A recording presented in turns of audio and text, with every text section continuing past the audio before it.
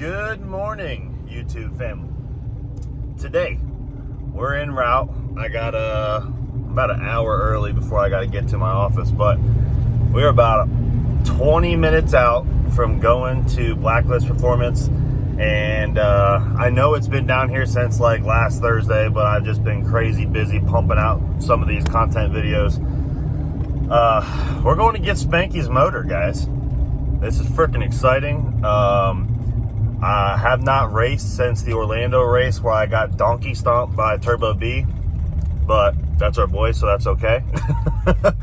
But yeah, dude, I'm freaking pumped, and I'm tearing Spanky apart. I was like, God damn, I know how slow everything's going right now. Could this be a mistake? Could we just keep running it on low boost and having fun with it for a little bit and wait until like later in the year to tear this thing apart? But guys, Ford Strokers, Tim and Nicole Woods, if you're looking to build a Ford motor, which I know everybody's trying to do the LS thing, I personally cannot put an LS in Spanky. It's just something I've always said I'm not doing. Now, next project car, if it's going to be a street strip car, it will have an LS because it's a little bit cheaper route. But I do want to experiment for sure. But if you want to build a badass Ford motor, guys, I know you can go to you can go to Kuntz, you can go to Bennett Racing, you can go to TKM. I heard TKM is the cheapest out of all those ones I just named. I heard Bennett Racing is absolutely crazy priced. But you know, every motor builder's got their own little blog on how much they're pricing things and shit like that. So, but Ford Strokers, guys, you can go on their page, and don't hold me to it, but I believe this is called, it's a 351 package, but it's called like it's like their second or third silver package or something like that. I can't remember what the hell it's called, but it's a SHP dart block, 240, what are they, 240 heads, just their normal street strip deal. And freaking getting on an on-ramp here. But the motor itself, you can buy this motor for like, I think as a long block for around 12 grand. And that's everything brand spanking new, dropped off. Yeah, it's a little bit more than LS, but some of you diehard guys like me that got to keep it classy and keep a Ford in the thing, that's just what it is. But I sent this thing up here. They had that motor for 3 weeks, guys. They were the fastest thing I've ordered for Spanky's turnaround. 3 weeks. They got that motor shipped up to Illinois and tore it down, cleaned everything, checked everything, looked at everything, installed the new stuff, and we're gonna get into that here in a little bit, and had this thing shipped back down to Blacklist in 3 freaking weeks. So at least I'm waiting on my transmission, because I told you guys before I'm going to an aftermarket reed case for safety. That should be pumping out here in the next week maybe from PTC. Kenny's trying to get that thing shipped out with some other transmissions that Matt has ordered. But hey, let's drive down here and check this thing out, and we're going to get into a little bit of pros and cons and what they found out about the motor.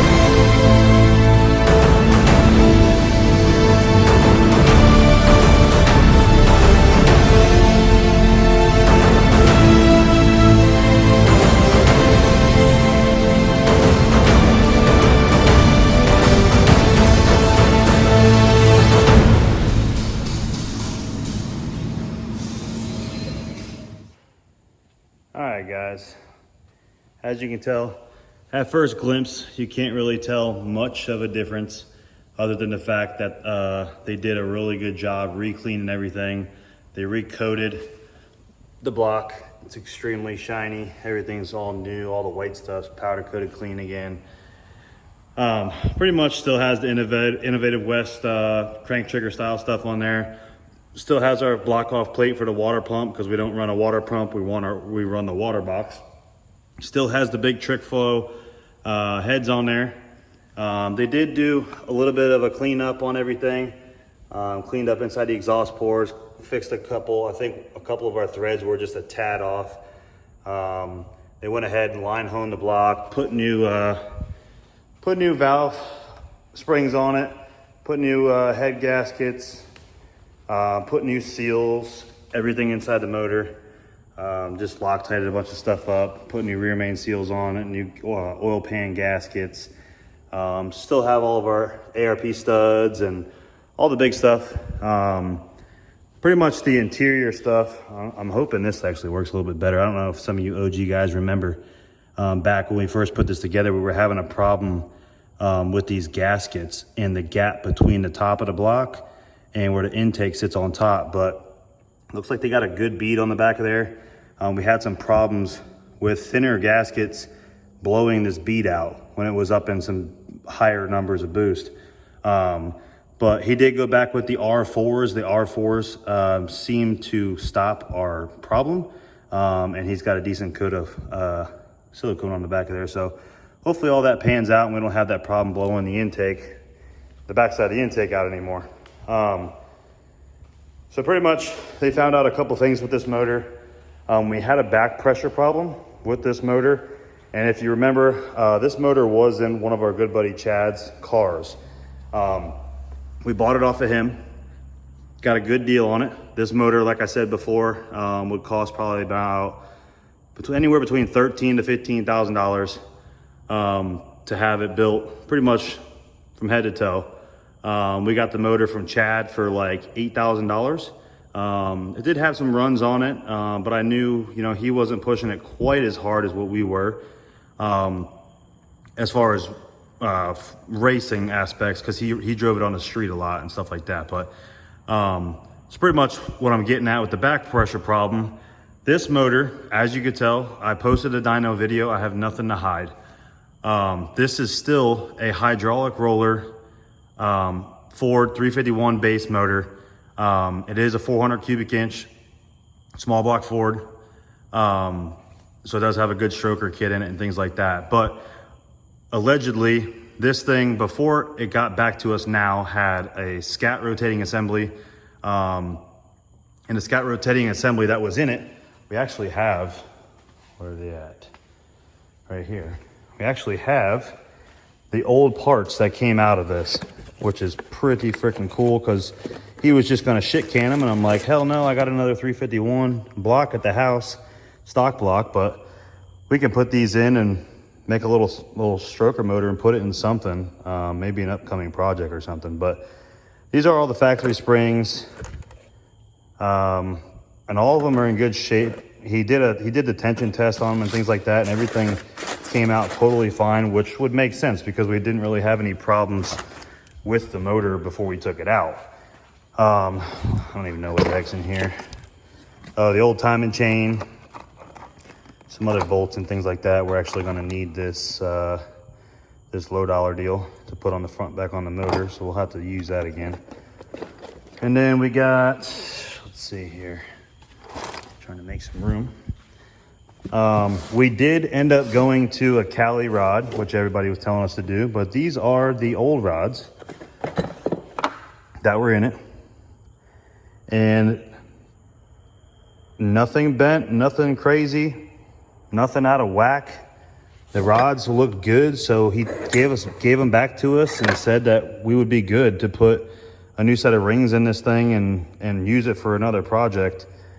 He still kept all the ARP bolts in there for me, so we didn't reuse any bolts whatsoever, because I know that was a big thing. People were saying just try not to reuse any big bolts that were taking a lot of stress, and the rod bolts were definitely one of them. So, and then lastly, what's in here? Is there anything important? Oh, the lifters. These are all the lifters that were in it. And you can look all this stuff up, because I know A lot of people didn't believe me. There you go. Motorsports Unlimited Performance. There's your part number. Look how much they are. They're cheap. The lifters are still in great shape, so we're going to use them for something else. But I got the lifters back. What I got there? My flex plate and a couple other stuff I need to bolt on the front of the car that just goes with our whole system. That helps with the crank trigger and everything like that. But everything that was in the motor allegedly was rated for no more than about 1,000 horsepower to the crank. Now, as you saw on the video, the dyno video, we made just shy of 1,200 to the tire, which if you do like a 15% calculator through a glide or through an automatic car, I mean, it was pushing over 1,300 to the crank. So we were well over what this thing was rated for. Now, what we went ahead and did was we went ahead and put new springs on this thing. Way stronger springs. We still kept it hydraulic roller because I thought that was pretty neat. I know a lot of people are like, oh, you should have went solid and all this nonsense. I could, and I still can. If this does not work, I can still go solid, and all I have to really do is change the push rod lengths and the springs in the cam if the rod lengths won't work, which is fine because it's all brand new stuff, and if it doesn't work, I can put it on something else. But we felt pretty confident that this would have no problem doing what we're trying to do. I mean, we're going to hopefully try to make, hopefully north of 1,400 to the tire would be ideal. So it's got all new Cali Ultra rods that are apparently rated to 1,800 to 18 to 2,000 horsepower rods. All new rings, all new seals, all new gaskets. The stronger springs, new push rods, the whole deal. And I'm gonna break this loose right now so you guys can take a look. All right, now that I got you sanded up over there, let me get these valve covers off real quick.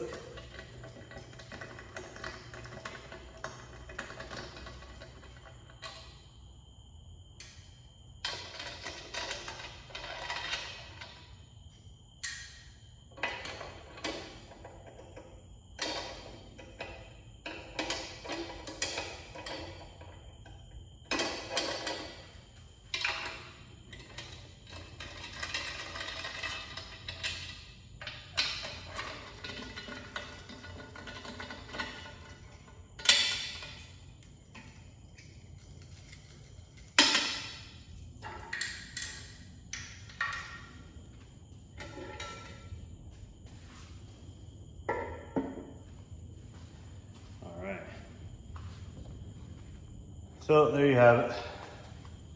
Got all the brand new equipment, brand new springs, brand new valves, brand new valve covers. And this thing should hopefully knock us out of the park what we're trying to do here. Everything's brand new. Got the crane cams, rockers on there. He already did all the valves. They all feel pretty damn good. Obviously, you can't just check it like that. You got to run it through. But he already did that. We have to put oil in it and things like that and get it up to par. But it looks very clean. I mean, all the stuff inside look good. Springs and everything are brand freaking new. All the seats are good. Everything like that. So I'm excited. I'm getting ready to get this spun around here on the engine stand. And more than likely, the next video, we'll be putting this thing in. So it's gonna be fun. So back to what I was saying about the back pressure problem. One of the main problems we were having is when we were turning this thing up, 18 pounds of boost, I think it made, don't hold me to it, but I think it made about 960 to the tire. And then we went to 20 pounds of boost and it made 1,010. So it made decent pickup. And then we went to 22 pounds of boost and it made, I think, or no, it was like 22 or 23 pounds of boost. It It made 11, was about 1140. So slowly started dying on the horsepower as far as picking it up. And some people might think that it has something to do with the turbo just not being enough, which is false. That is a Jose Induction 91 102, 101 backside with a 156 back housing. It is big. Not as big as the Yet, obviously, but it's not a small turbo. That turbo will produce 40 to 45 pounds of boost. And the people that I purchased it from has made well over 1,600 to the tire on that turbo. Now granted, you know, maybe the beginning of next year after this race season, I'll tear this turbo off and I'll do a turbo upgrade. I'll probably go to like a GT, I think there was a GTX 98, like a Garrett, or just a bigger Jose, something like that. Just a more so like a class style turbo that I can make a lot more power and not have to really twist the hell out of this turbo. But where we noticed that we had a problem was when we went to 24 pounds of boost. It made 1192, just shy of 1,200. And the pickup wasn't there. We went up another 2 pounds or 3 pounds of boost, and it only gained about 30-ish pounds of boost on 30-ish rear wheel tire horsepower on 3 pounds of boost. So we knew something was dying off. Also, when Chad had this in his car on a completely different setup, completely different car, completely different rear gear, completely different converter, a twin turbo setup versus our single, different intercooler, different everything. It made just shy of 1,200 like we did, making 25 pounds of boost. So it was dying. Come to find out, we're hoping. We talked to a lot of people. I talked to Bobby over at Cam Motion. He actually helped me out a lot with telling me a lot of stuff I learned about the cam and things that needed to be changed up as far as RPM for more power, spinning it more, could help with the back pressure problem, things like that. So we have a brand new cam in this thing. The cam that was in there was like a comp cam, kind of like the off-the-shelf deal. And keep in mind, it was just like a off-the-shelf hydraulic roller cam, like anything like you'd see in like a classic Mustang for the most part. It was like a 656 solid lift, or 656 lift cam with a high center line. The lobe separation was just not what it was supposed to be. It made peak RPM, it made peak horsepower at like 67 to 6,800 RPMs, which is pretty damn low. Now keep in mind, solid roller cars, you can twist them 8,000 RPMs. You can twist LS hydraulic roller stuff 7,500, 8,000 RPMs. I believe John Dock does that stuff with most of his stuff. I know a lot of people with the LS stuff that twist crazy RPMs. Our thing with the RPM was we didn't want to go crazy because we're also not trying to kill this motor and have to tear it apart every couple of months. This thing should last me until I have to tear it out again in a year or so to just get another refresh or buy a different motor at that point. You know, if this doesn't get to what we're trying to do, I will sell this motor and I'll go Dart Iron Eagle and I will go big time power and make 1,800 wheel if this will not do what I'm trying to do with the car. But so the back pressure problem had a lot to do. Everybody that we talked about as far as engines, I talked to engine companies, I talked to 3 different builders, I talked to 3 different cam manufacturers. And like I said, Cam Motion, Bobby helped me out and I got a hold of Bullet Cams and we built a custom hydraulic roller cam to this specs of this car. Power Glide, 373 gear, how much it weighs, what converter, how much power I'm trying to make, how much RPM I'm trying to make. And they thought the back pressure was the big problem. And keep in mind, I'll go back to Chad's little deal, how it was a different setup and made the same power and peaked. Chad's new car, I'm not gonna give a lot of information about it, but it is almost kind of the same setup. It is a solid roller, things like that. You know, other things change up in a different builder, but same heads, things like that. And he did a new cam and the thing is astronomically different. It makes way more power. When he commands 25 pounds of boost, it makes 25 pounds of boost. That was another problem. We had a problem with commanding 24 pounds of boost, or sorry, commanding 42 pounds of boost to dome and only making 24 pounds of boost. So we had a huge ratio. They call that a 2-to-1 ratio, and I guess that's not a good thing. So we're hoping this cam fix it. We got way better Cali's rods that are stronger as hell. That's another reason why we didn't turn this thing up, because I didn't want to send a rod out the side of the dart block and be out of block for 8 months because dart block is on back order. So why blow up the motor and why shit the bed on the car and take a chance on destroying everything inside of it or wrecking the car over something stupid when I could tear it apart and build it, and we'd be down for a couple weeks and make this thing happen. But I know this is a long drawn out video talking about the changes of the motor, but it is Spanky content and it is things that we had to look into on this rebuild of Spanky 2.0. And I mean it, Spanky 2.0, it's gonna be completely different. Normally people call whatever they have a car name, they do to 2.0 if something bad happened, like they wrecked it or they just got another car. I'm doing that solely because everything about the car is gonna be different. Completely different motor setup. Just some other things I don't want to talk about because I'm going to put it in another video, but it's going to be lighter. It's going to have a way better transmission. It's going to have a lot more safety features. I have 2 kids now, so I got to look into things like that. I got a family to come home to every day after work and come back to on Sundays after race day. So I had to safen up my program. So I'm glad that a lot of you guys are still on the channel, still liking the stuff. I know the side-by-side stuff kind of gets annoying, and it is boring. It's not full-blown racing content, but when I have nothing to post, I'm just gonna straight up post what I'm doing and just let you guys know what's kind of going on when I got new things. But the motor's back. Like I told y'all, we would have this thing back, and now it is gonna go in. Next video, the motor will be going in, and we're gonna be hooking up the turbo kit, the fuel system, and the whole everything underneath this thing. And I'm going to tell you about a couple other things I'm going to have done. And then we're going to be getting her close to putting her on the ground and going down the blacklist, getting some more new parts that I'm going to be telling you guys about, and get this thing ready to test this September. We got a couple weeks before our big season.